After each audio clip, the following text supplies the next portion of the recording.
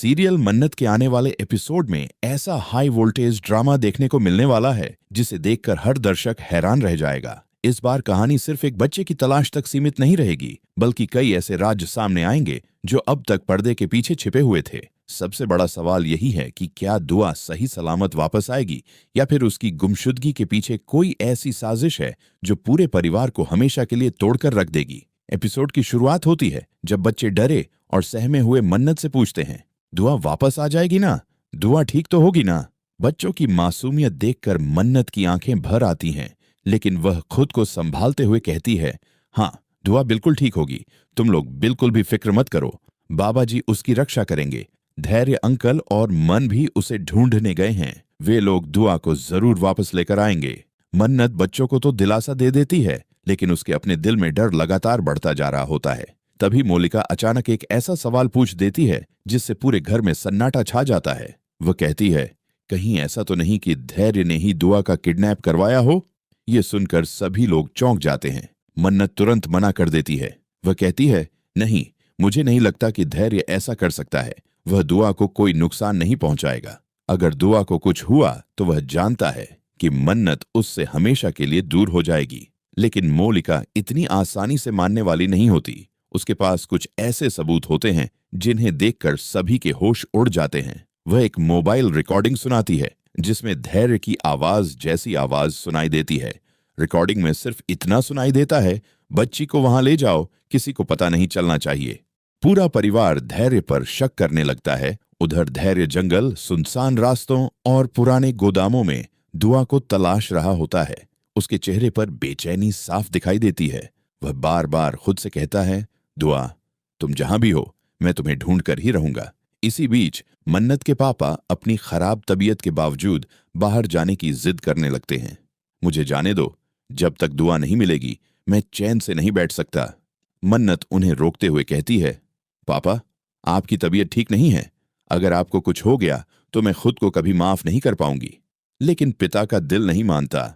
आखिरकार परिवार उन्हें कमरे तक लेकर जाता है। इसके बाद मन्नत मोलिका के पास जाती है।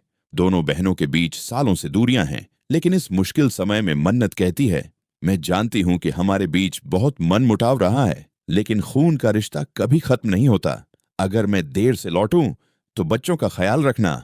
मोलिका भावुक होकर उसका हाथ पकड़ लेती है। तुम चिंता मत करो, बच्चे मेरी जिम्मेदारी हैं, तुम बस दुआ को वापस लेकर आओ।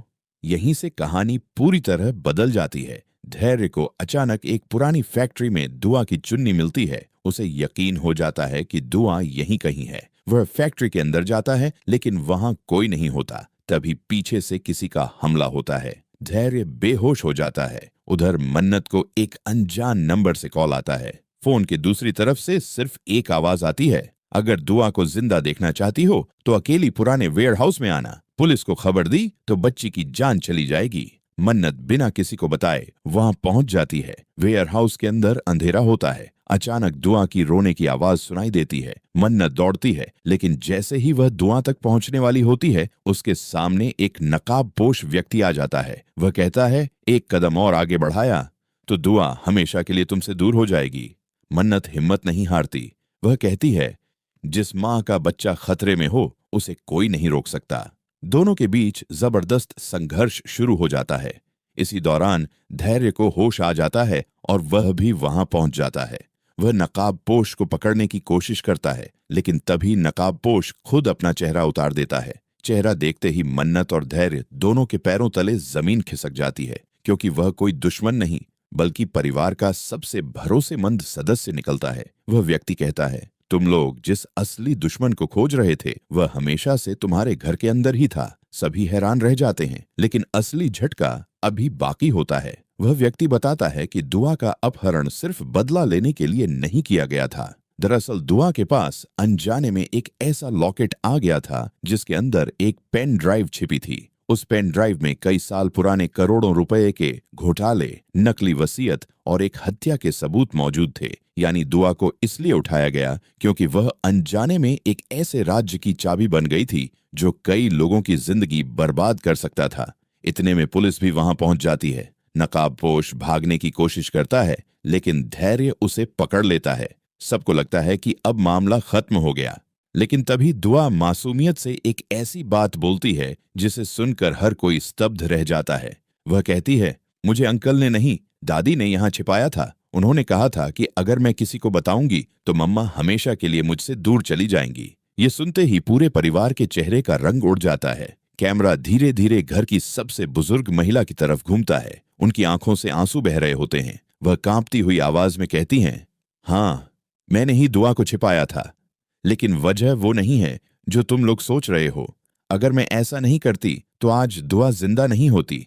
असली दुश्मन अभी भी आजाद है और वह हम सब के बीच मौजूद है।